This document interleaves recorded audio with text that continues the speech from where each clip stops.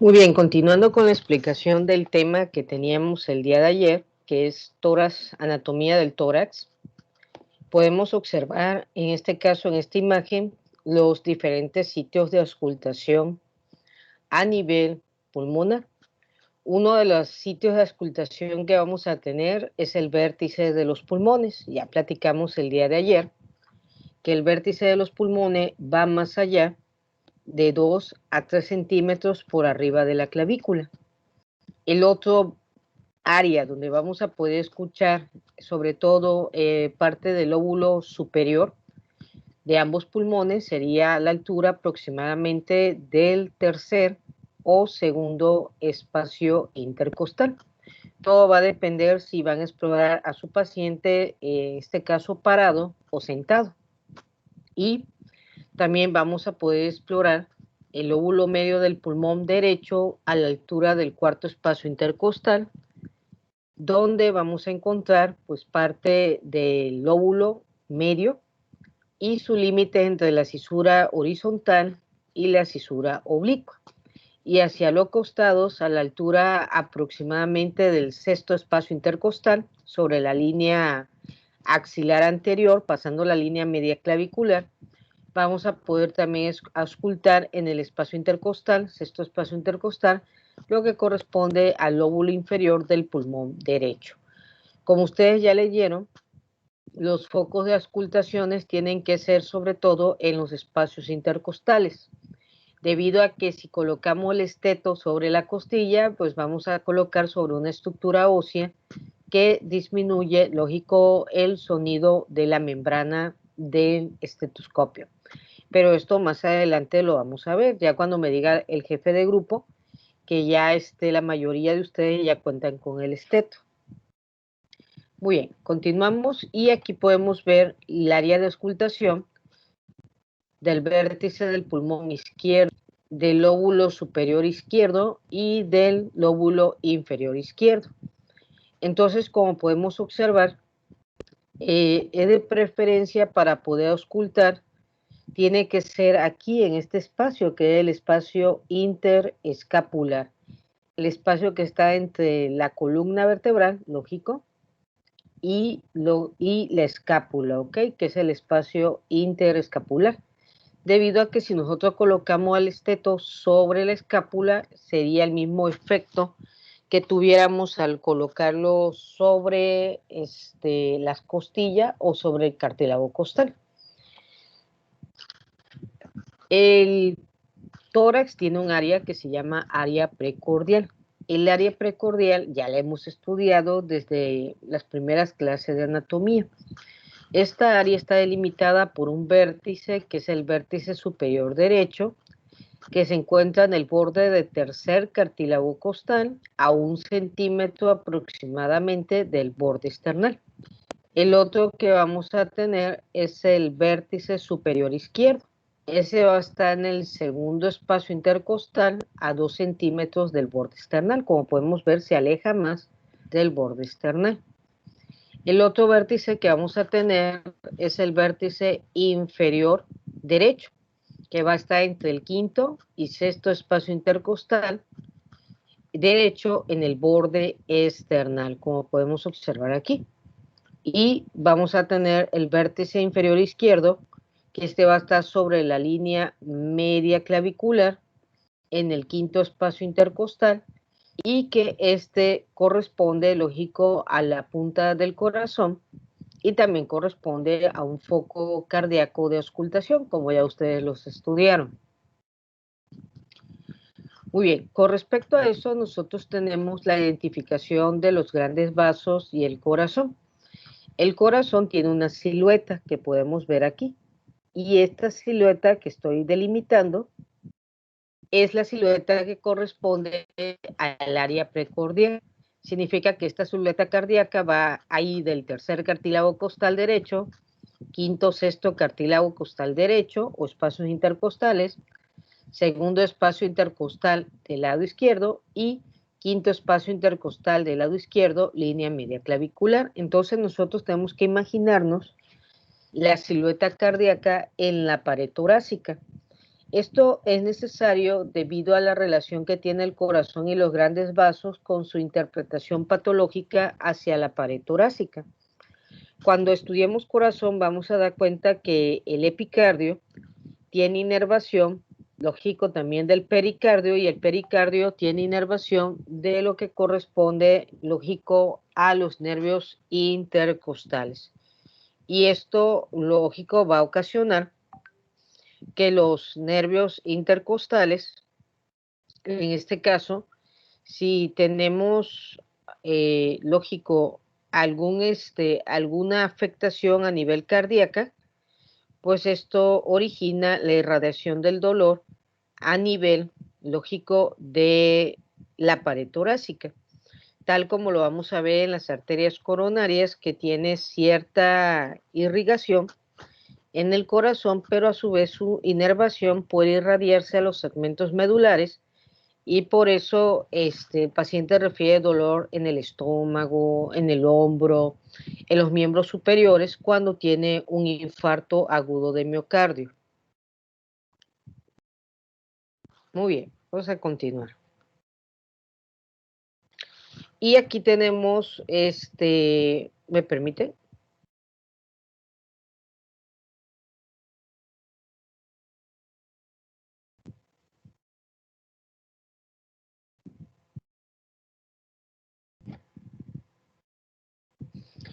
Y aquí podemos observar un plano que se llama plano transverso torácico superior. También se le llama plano transverso de Luis. Y es un plano que va a pasar a nivel de las vértebras T4 y T5. Este plano pasa justo donde está el ángulo external de Luis. Y es un plano anatómico que me refiere dos cosas, bueno, tres cosas importantes. La primera cosa que me va a referir este plano es el conteo de las costillas. Acordémonos que a la altura del ángulo external de Luis vamos a tener al segunda costilla y al segundo espacio intercostal. Este plano transverso torácico también me refiere que es el nacimiento de la aorta ascendente, el callado de la aorta y la aorta descendente, ¿ok? Esto que podemos observar.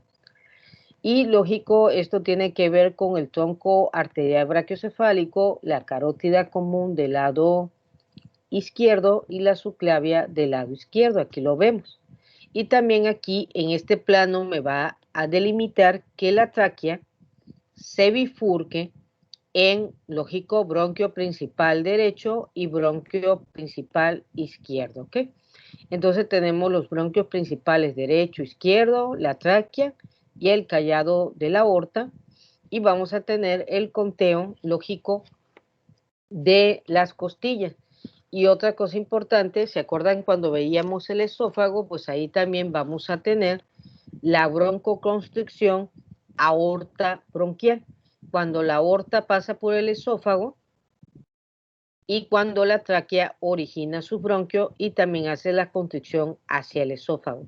Entonces vamos a tener, número uno, relación de los espacios intercostales a través de este plano transverso torácico T4 y T5. Vamos a tener también el nacimiento de los grandes vasos de la aorta. La bifurcación de la tráquea la va a marcar, y también la relación que tiene el esófago con la tráquea y con el callado de la aorta. Y ese mismo plano transverso torácico es el que estamos viendo aquí, mira. Aquí vean, va del ángulo external o sínfisis manubrio external, aquí está de Luis, hasta el disco intervertebral de T4 y T5. Entonces este plano transverso torácico también me sirve para delimitar algo que ustedes ya estudiaron en un artículo de interpretación radiográfica, que es el mediastino superior del mediastino inferior. Y el mediastino inferior, por el pericardio, se va a delimitar en mediastino anterior, en mediastino medio y en mediastino posterior, ¿ok? Entonces aquí podemos estudiar mediastino anterior, mediastino medio, mediastino posterior. Vemos el diafragma que separa el tórax del abdomen y ese plano transverso torácico que va del ángulo esternal de Luis por delante a las costillas T4 y T5, pues va a delimitar al tórax de forma imaginaria. Y aquí observamos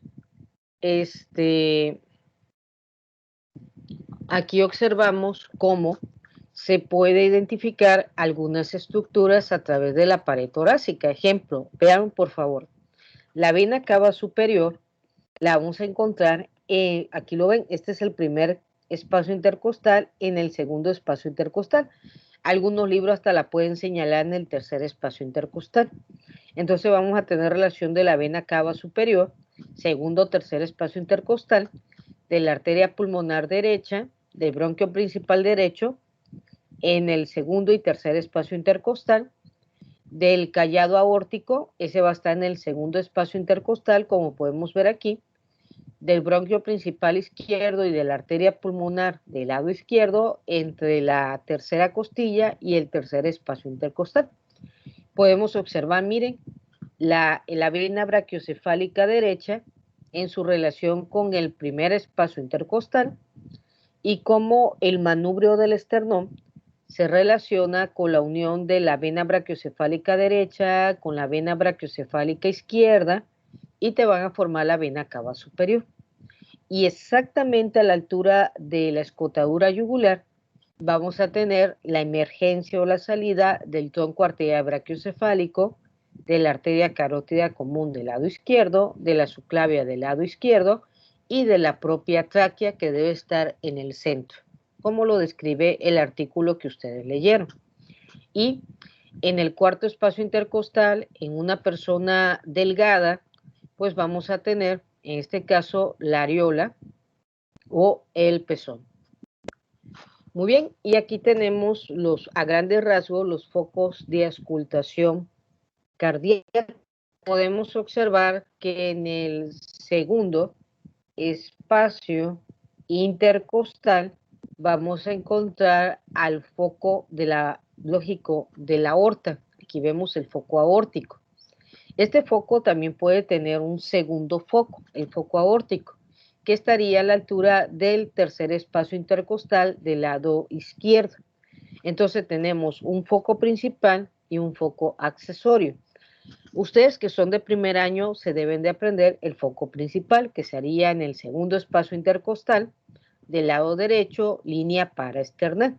Y ahora tenemos el foco de auscultación pulmonar. Quiere decir que aquí se escucha el cierre de la válvula pulmonar. Entonces va a ser en el segundo espacio intercostal, pero del lado izquierdo. El de la aorta fue del lado derecho. Si queremos auscultar la válvula tricúspide, la vamos a poder escuchar en el quinto espacio intercostal, pero línea paraesternal, cerca del esternón. Y si queremos escuchar a la válvula mitral, que es esta que estamos viendo aquí, esta la vamos a escuchar en la línea media clavicular, en el quinto espacio intercostal, que corresponde, lógico, al vértice del corazón. Sin embargo, si un paciente tuviera su corazón grande, este foco de auscultación de la válvula mitral se puede desplazar, miren, hasta la línea axilar anterior. Por eso, ahorita debemos de aprendernos los focos de auscultaciones tranquilo, para que en este caso podamos identificar, lógico, si existe alguna patología o no. Ahorita quiero que se aprendan los foquitos, ¿dónde están? Para que cuando ustedes hagan su práctica, no se equivoquen al colocar su esteto en los espacios intercostales y poder identificar los foquitos.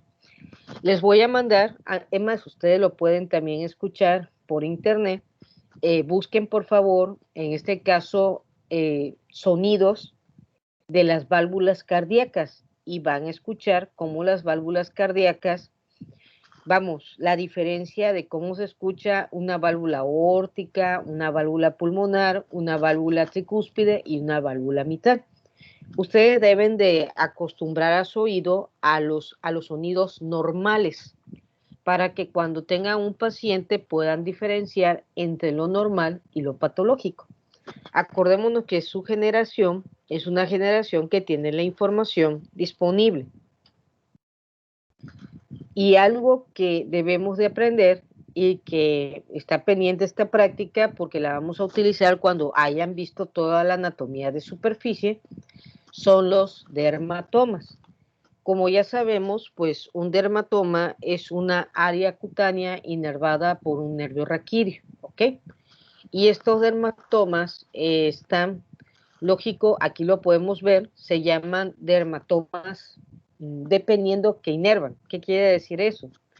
Quiero que vean T1, T2 y T3. Aquí lo voy a escribir. T1, 2 y 3 le vamos a llamar dermatomas tóraco-braquiales. ¿Por qué? Porque van del tórax al miembro superior, por eso se llama tóraco-braquiales o tóracos apendiculares. T4 aproximadamente a T6, estamos, se le llama dermatomas torácicos, son exclusivamente del tórax. Y de T7, algunos autores señalan T8, hasta T12, se le llama dermatomas tóraco-abdominales. Significa que estos se comparten con el miembro superior. De T4 a T6, exclusivamente del tórax, no salen del tórax. De T7 a T12 son dermatomas tóraco-abdominales. Y esto es importante porque nos permite a nosotros los médicos identificar la radiación del dolor. Cuando de seguro aquellos que quisieron ver ya sus videos de abdomen se dieron cuenta que hay un apartado de abdomen que nos permite identificar cómo el dolor se puede irradiar y de esa forma identificar si se trata de un dolor a nivel lógico del hombro, estoy hablando de la vesícula biliar, un dolor que me irradia por todo el ombligo, estoy hablando el ombligo hasta la espalda, estoy hablando del páncreas, un dolor que me irradia del abdomen hacia los vértices pulmonares, podríamos estar hablando de una colitis en colon transverso. Entonces, la irradiación del dolor nunca su nombre lo dice, irradiación, va más allá de los límites anatómicos y eso pues son datos de suma importancia. Y esto lo vamos a deber sobre todo a los dermatomas, ¿sí?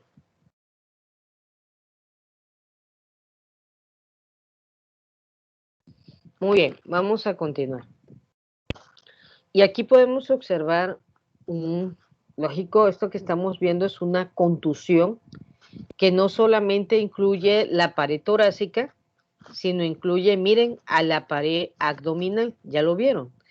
Y podemos observar, lógico, las siluetas de aquellos elementos que hicieron la contusión, como podemos observar aquí. Entonces, con respecto a esto que estamos observando, lógico, es la pared torácica y la pared abdominal. Así como están viendo a este individuo, pues van a llegar muchas personas a su hospital donde van a ustedes estar entrenando o van a llegar a ciertos sitios, ¿ok? Entonces, esta pared torácica pues está conformada por los siguientes elementos que estamos viendo aquí. Ya les platiqué que las costillas son 12 y que esas costillas 12, ¿cuántas son verdaderas, médicos? ¿Cuántas costillas son verdaderas? ¿Cuántas son falsas? Siete. ¿Cuántas son falsas? Tres. Tres. Y dos flotantes. Bien. Y 2 flotantes. Muy bien, por ahí escuché un perdidito de 4. Ok. Entonces tenemos que las costillas verdaderas son aquellas que se unen directamente al esternón. como corresponde a la primera costilla, la segunda, la tercera, la cuarta, la quinta, la sexta y la séptima. Y lo observamos, miren, las costillas se unen con los cartílagos costales.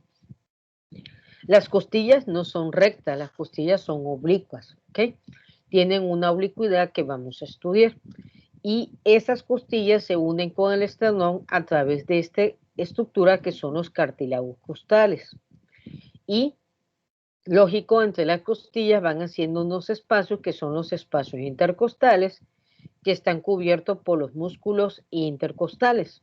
Después vamos a tener la octava costilla, la novena costilla y la décima costilla.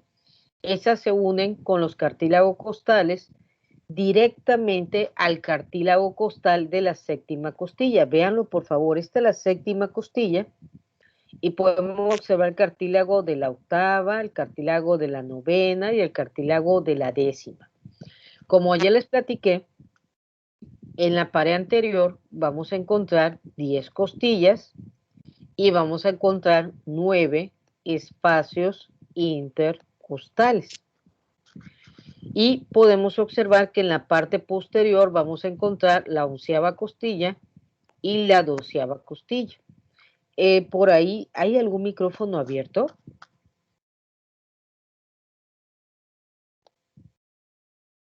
Ok, vamos así.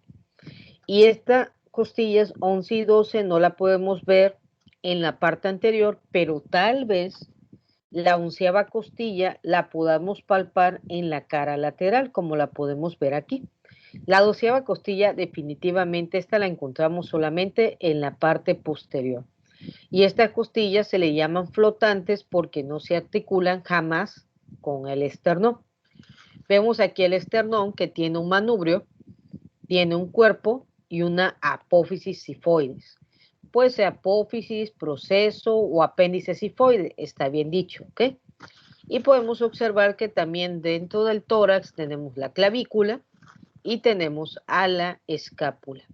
La escápula va a cubrir aproximadamente las primeras 7 costillas. Ahí va a cubrir la escápula, pero en la cara posterior del tórax. ¿Por qué les coloqué esta imagen? Porque resulta ser que los cartílagos costales, una de sus principales funciones es la elasticidad de la pared torácica. Cuando nosotros respiramos, los cartílagos permiten esa expansión y ese movimiento en forma de pivote. Ya vamos a ver cómo es en forma de pivote el movimiento respiratorio. Pero desafortunadamente cuando llegamos a cierta edad, a partir de los 50 años, o puede ser antes, se lleva a cabo la calcificación de los cartílagos costales. Y esto origina que los movimientos del tórax sean limitados. Una vez, me acuerdo, estaba en un parque de la Alameda, en México, y vi como un abuelito iba detrás de su nietecito, dos grandes épocas de la vida, los pequeños y los ancianos. Pero el nietecito iba a 100 kilómetros por hora, ¿eh? Y el abuelito lo quería alcanzar y no podía. Y escucho que dice una persona, mira, dice, por más que quiere correr, se cansa. De seguro está enfermo. Y no, el abuelito estaba sano. Desde que yo lo vi dije, ay, qué bueno, ojalá yo llegue así a la adultez sano. Lo que pasa que aunque sea enfermo, usted sano, sus cartílagos están calcificados. Es parte del proceso de envejecimiento corporal. Entonces el abuelito, aunque quisiera respirar demasiado, se fatigaba. Entonces los abuelitos lo vamos a ver que se fatigan debido a la calcificación de su pared torácica y a la pérdida de elasticidad del movimiento del tórax en dirección anteroposterior y en dirección transversa. Aquí vemos la pared posterior del tórax y como les mencionaba, las costillas no son horizontales, son oblicuas. Tienen una dirección que van de adentro hacia afuera, de arriba hacia abajo, de adelante, lógico, de atrás hacia adelante. Esa es su dirección, lo describe el libro de Quirós. Entonces, otra vez, para aquellos que están todavía así como que en la cama, va de adentro hacia afuera, ahí está, miren, de adentro, acuérdense que esto es adentro, hacia afuera, va de arriba, ¿sí o no? Porque eso está más alto, hacia abajo, y va de atrás hacia adelante, ¿ok? Es la dirección que describe el libro de Quirós. Y las costillas se articulan con las vértebras torácicas, como lo estamos viendo aquí. Les platicaba que la escápula cubre la segunda costilla, la tercera, la cuarta, la quinta, la sexta y la séptima costilla. Cubre las primeras 7 costillas, ¿ok? Porque al hacer algún movimiento del miembro superior de hacia arriba, pues lógico, esta escápula puede llegar a relacionarse con la primera costilla. En esta imagen podemos ver una placa radiográfica. Vemos las características que ustedes ya estudiaron, la tráquea, que se ve su nivel hidroaéreo, su aire debe estar en el centro, la silueta cardíaca, que estamos viendo aquí el pericardio, el botón aórtico, donde está haciendo el callado de la aorta. Podemos observar también la trama o las ramas bronquiales de los bronquios principales, bronquio superior, bronquio medio, bronquio inferior o bronquio superior y bronquio inferior. Podemos también observar el color oscuro que corresponde al aire de los pulmones. Acuérdense que los pulmones, en una radiografía, tú lo que más ves es huesos y ves el aire de los pulmones. ¿Ok? Y aquí podemos ver, miren, el vértice de los pulmones y la base de los pulmones, que ya platicamos dónde está. Vemos que el hemidiafragma derecho es más elevado por el hígado y el hemidiafragma izquierdo es más bajo porque no está el hígado. Vemos la cámara gástrica que corresponde, lógico, a la burbuja del estómago. Observamos, lógico, a las escápulas y vemos sobre todo los espacios intercostales, que es lo que nos interesa, y la horizontalidad de las costillas. Una vez un alumno que me decía, es que como que veo raras las costillas. Acuérdate que este tipo de imagen lo toman una proyección póstero-anterior. Significa que la radiografía va de atrás hacia adelante y parecería, sí o no, que ves adelante a la columna vertebral. Miren, cuando sabemos que esta la debemos de ver por dónde, por detrás, ¿ok? Entonces, les invito a que lean el artículo, que lo analicen porque lo vamos a discutir. Muy bien. El tórax tiene orificio. Su orificio de entrada se llama orificio torácico superior, que es este que estamos viendo aquí.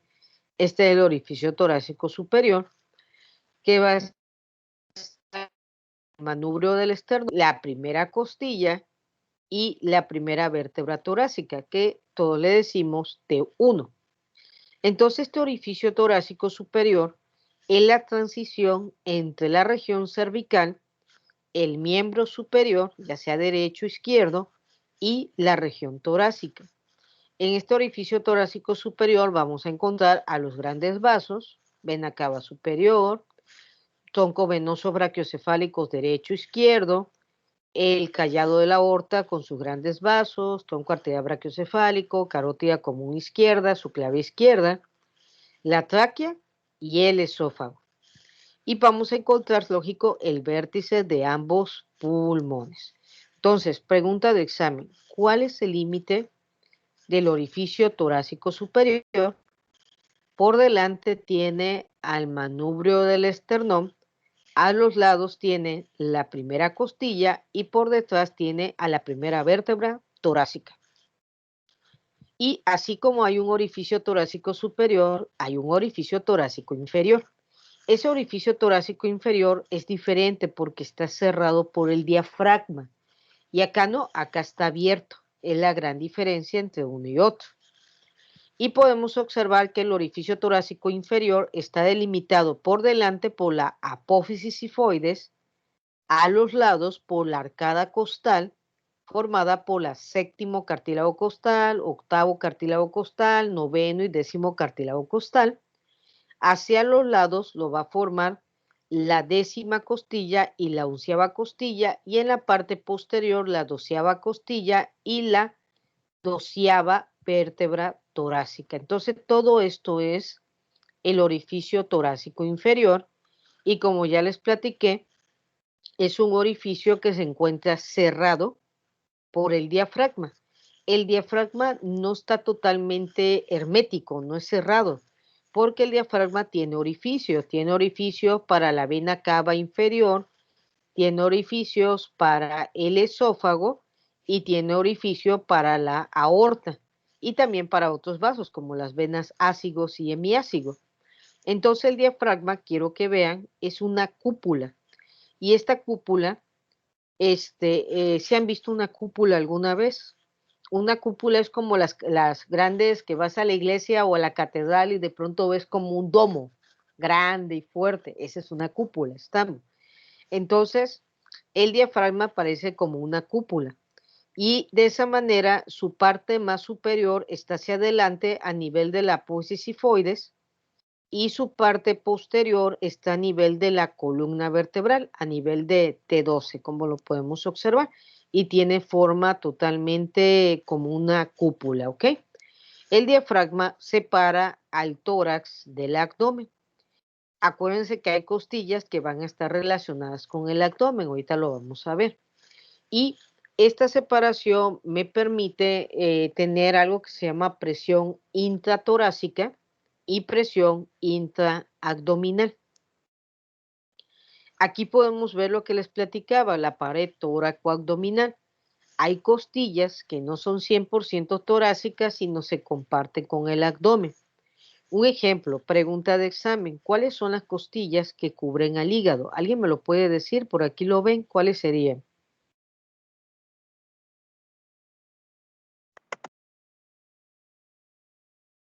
A ver, ¿cuáles serían? De las 5 a De la las 6 a la 11. Ok, vamos a ver. Entonces, de la quinta costilla a la 10ª costilla cubren el hígado por la cara anterior. ¿Estamos? Y de la quinta costilla a la 11ª costilla cubren al hígado en la cara lateral. Entonces, quiere decir que si yo les pongo un caso clínico en su examen, paciente masculino de 34 años de edad ingresa al servicio de urgencia por una fractura de la 7ª, 8ª y 9ª costilla. 7ª, 8ª y 9ª costilla del lado derecho. ¿Qué órgano debe de revisar el médico para descartar una ruptura de este y ocasione una hemorragia severa? ¿Qué pondrían ustedes? El hígado. El hígado. Exacto, definitivamente. Como ya les platiqué, la 11ª costilla y la 12ª costilla, miren, nos cubre el riñón. Esta es la parte del riñón, ¿ya lo vieron? Lógico, aquí hay algo importante. Este individuo está acostado, ¿ok? Entonces, si este individuo estuviera parado, el riñón desciende más y las costillas estarían cubriendo su tercio medio y parte de su tercio superior. Pero si el individuo se acuesta, entonces los órganos tienden a desplazarse hacia arriba. Si el individuo se para, los órganos tienden a desplazarse hacia abajo. Eso es otra cosa que nosotros tenemos que verificar a nivel lógico de la cinemática del trauma. Eso lo van a aprender en traumatología y ortopedia y lo van a aprender en urgencia, que va a depender en qué posición estaba el paciente antes de la lesión. Muy bien. Y aquí podemos observar entonces que la pared torácica, acuérdense que el diafragma llega hasta la 5ª costilla. Eso es algo que se me olvidó comentarles. Aquí está, miren. Si aquí lo vemos, el diafragma, véanlo por favor, colega, está hasta la 5ª costilla. Entonces, si ustedes quieren palpar el diafragma por debajo de la 5ª costilla, pues no va a encontrar nada, ¿ok? Entonces vamos a palpar el diafragma a la altura de la 5ª costilla, aunque es difícil palparlo, pero sí se puede delimitar hasta dónde está el diafragma para decir aquí es tórax y aquí es región tóraco-abdominal. Una relación compartida entre el abdomen, lógico, y la cavidad torácica. Entonces, del lado derecho vamos a tener de la 5ª a la 10ª costilla, cubriendo al hígado en la vista anterior, y de la quinta a la 11ª costilla, cubriendo al hígado en una vista lateral. No vemos en esta imagen, pero si viéramos el vaso estaría cubriéndose por la 9ª, 10ª y 11ª costilla. Si la persona se encuentra, lógico, parada, si se encuentra parada, vamos a dibujar aquí un señor parado. Si está parada, pues vamos a encontrar que el vaso va a estar cubriéndose de la 9ª, 10ª y 11ª costilla. Si la persona se encuentra acostadita, como estamos viendo aquí, pues estaría cubierta de la 8ª, de la 7ª, de la 8ª y de la 9ª y hasta a veces hasta la 10ª costilla. Miren, para que vean cómo varía el vaso en su costilla relacionadas dependiendo si se encuentra parado o si se encuentra acostado. Muy bien. Y aquí podemos observar el vaso, como les platicaba, ¿ok? Y este vaso puede estar cubierto por la 7ª costilla, la 8ª costilla, la 9ª costilla, y va a depender la posición. El estómago igual está cubierto por la 7ª, 8ª y 9ª costilla, ¿ok? Aproximadamente. Ahora vamos a platicar del esternón. El esternón, como ustedes ya saben, es una estructura conformada por manubrio, por el cuerpo y por la apófisis sifoides. El manubrio del esternón se articula con la clavícula, con la primera costilla y con la segunda costilla. Es más, la segunda costilla es bien VIP. ¿Por qué? Porque tiene tanto zona articular en el manubrio como en el cuerpo del esternón. La tercera costilla, la cuarta costilla, la quinta costilla y la sexta costilla se articulan en el cuerpo del esternón. Y la 7ª costilla se articula entre el cuerpo del esternón y la apófisis sifoides. Estas son preguntas de examen, ¿ok? Un ejemplo, si yo les pregunto, ¿cuáles son las dos costillas que se articulan con dos estructuras del esternón? Pues una sería la segunda, porque agarra dos, el manubrio y el cuerpo, y otra es la 7ª, porque agarra el cuerpo y la apófisis sifoides, ¿ok? Y aquí podemos observar la zona articular entre las costillas y su cartílago costal, que sería articulación costo-condral, y la articulación entre los cartílagos costales y el esternón, que sería la articulación externo-condral. Condo significa cartílago. Y vemos el interior, lógico, del esternón. Como ya les platiqué, médico, las costillas son oblicuas. Aquí la vemos. Y a una costilla se le estudia una cabeza, un cuello y un tubérculo y el cuerpo que estamos viendo aquí. El cuerpo se le estudia una cara externa, una cara interna, un ángulo que sería un ángulo posterior, un ángulo anterior, y podemos observar que la extremidad anterior de la costilla se articula con el cartílago costal y la extremidad posterior de la costilla se articula con los cuerpos de las vértebras. Esto se articula con los cuerpos de la vértebra, y el tubérculo costal se articula con la apófisis transversa de las vértebras, ¿ok? Y aquí vemos la primera costilla. Quiero que observen la primera costilla. Es esta, miren, tiene mucha importancia clínica. Esta voy a dibujar, vean por favor.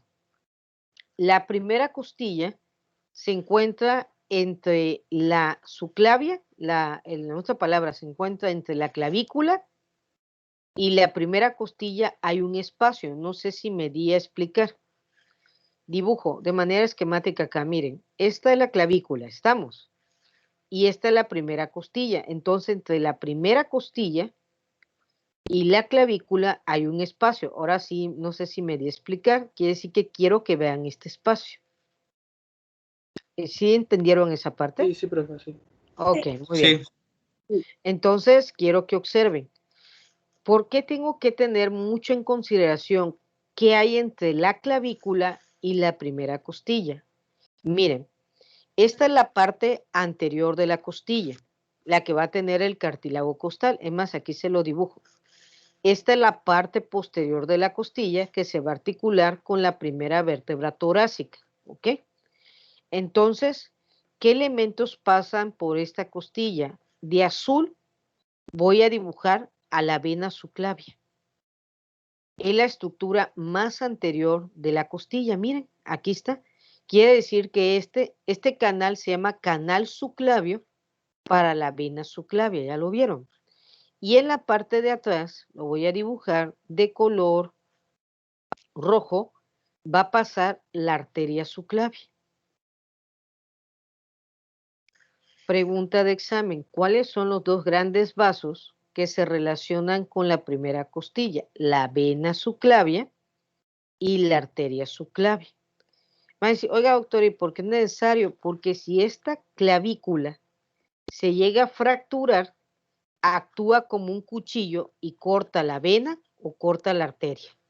Y son grandes vasos saliendo del tronco arterial brachiocefálico, si estamos hablando del lado derecho, o del propio callado aórtico, si estamos hablando del lado izquierdo.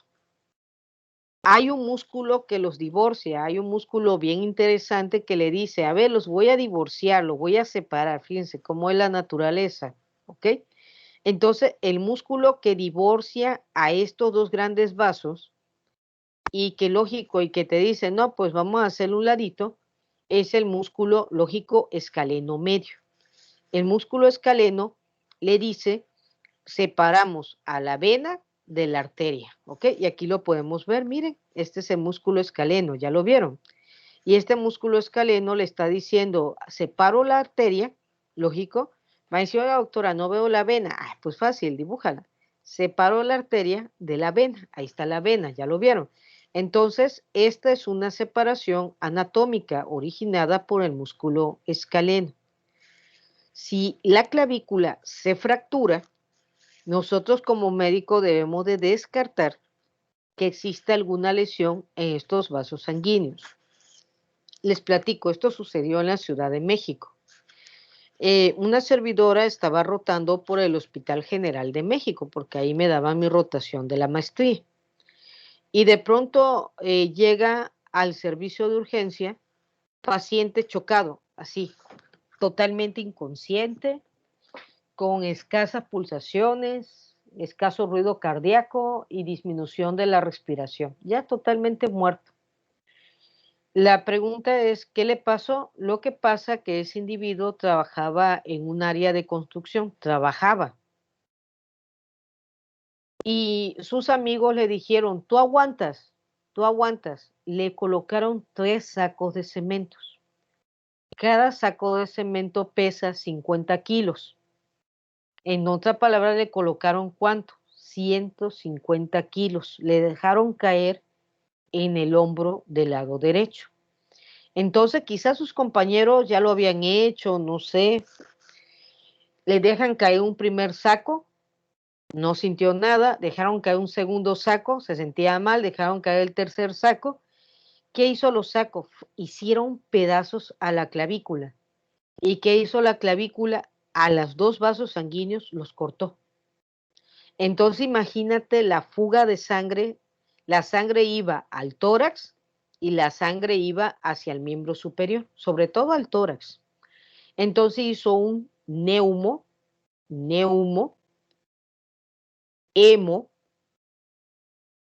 sangre, hemotórax. Entonces el neumotórax significa que, a ver, aparte de fracturar la clavícula y la clavícula cortar estos 2 grandes vasos, ¿a qué otra cosa lesionó aquí la clavícula? Que alguien me diga. El pulmón. El vértice del pulmón. Exacto, el vértice del pulmón. Recuerdo que mis compañeros de urgencias colocaron solución Hartmann al chorro, colocaron adrenalina, dopamina. No, hombre, yo estaba ahí y pues la verdad cuando estás ahí aprendes mucho. Al final se fue por la clavícula. ¿Ok? Entonces, siempre que exista alguna fractura, tú te vas a dar cuenta porque la persona no va a poder articular el miembro superior. La clavícula es la principal articulación del miembro superior. Y lógico, vas a encontrar alterado el pulso, la frecuencia cardíaca y la frecuencia respiratoria. ¿Qué otra cosa importante pasa en la primera costilla? Miren, el plexo braquial. El plexo braquial es los nervios que van a inervar al miembro superior. Y este plexo va a estar formado por los ramos de C5, C6, C7, C8 y T1. Esto que le estoy platicando son nervios que se unen. Aquí vemos C5, C6, C7, C8 y lógico T1.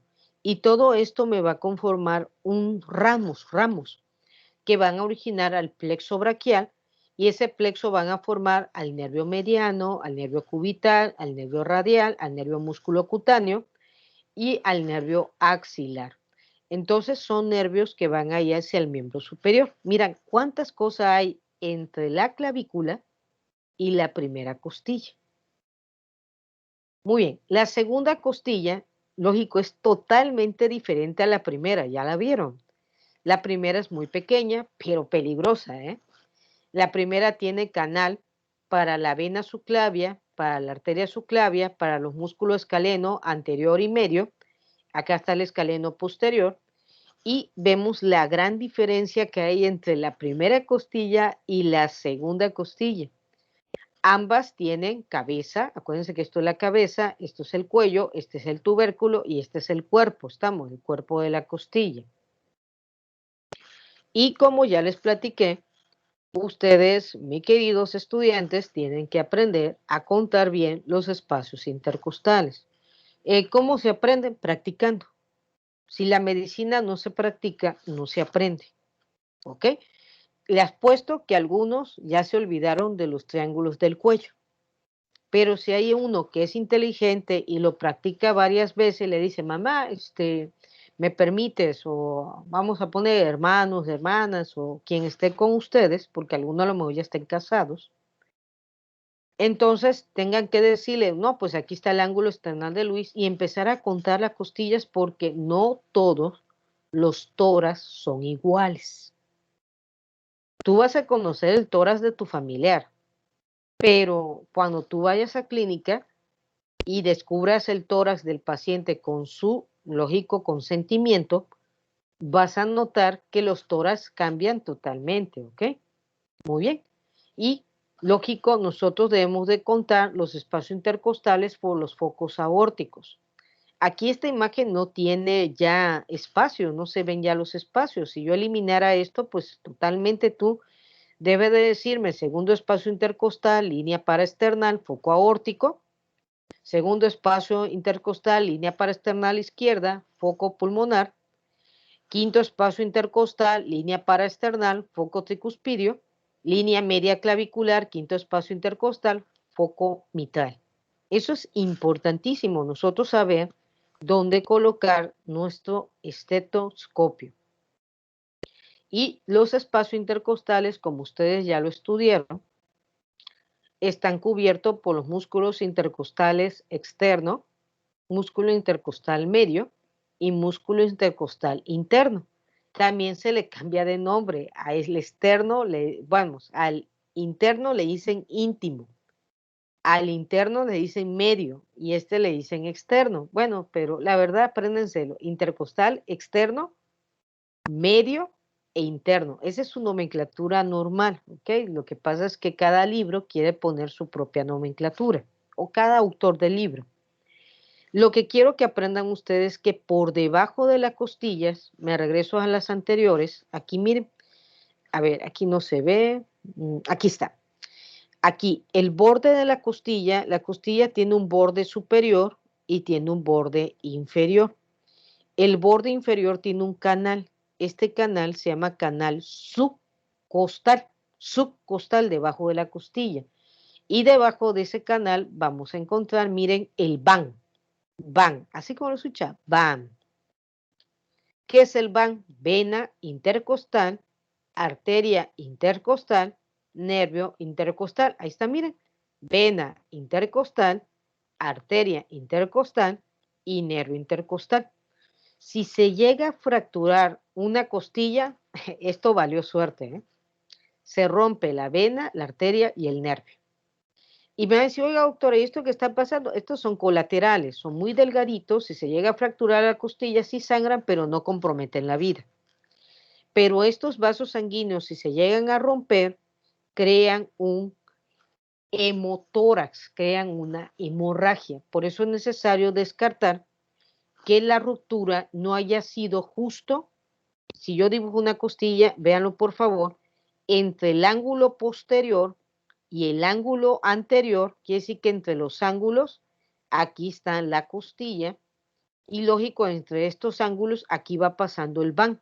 Significa que si se fracturó antes del ángulo anterior, no hay problema. Si se fracturó antes del ángulo posterior, no hay problema. Pero si se fracturó entre los ángulos, sí hay problema. Y me dice, oiga, doctora, ¿y dónde quedan los ángulos? En las caras laterales del tórax. ¿Se acuerdan? Vamos a regresarnos. A ver. Vamos a ver. Dígame, ¿ahí a qué altura estamos? La cara lateral del tórax. Exacto, estamos a la altura de los ángulos. Quiere decir, voy a dibujarlo de otro color para que se vea de color blanco. Hey, vean, voy a dibujar una costilla. Aquí está la costilla. Vamos a ver, ahí está, va hacia acá, ¿ok? Entonces quiere decir que aquí vas a tener el ángulo posterior de la costilla y aquí vas a tener el ángulo anterior de la costilla. Entonces esta zona está entre los ángulos.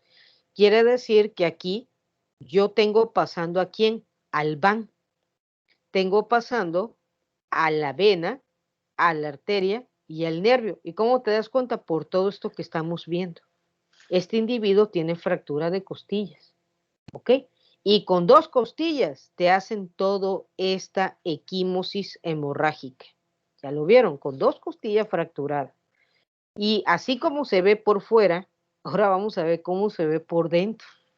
Si fracturó la costilla fracturada, lesionó pleura o lesionó pulmones. Muy bien, lo vamos a dejar hasta aquí. Y mañana terminamos ya, gracias a Dios, este tema, ¿ok? Ya lo que sigue es más rápido. ¿Hay alguna duda, algún comentario con respecto a este tema? Algo que hayan leído. Acuérdense que todavía vamos a vernos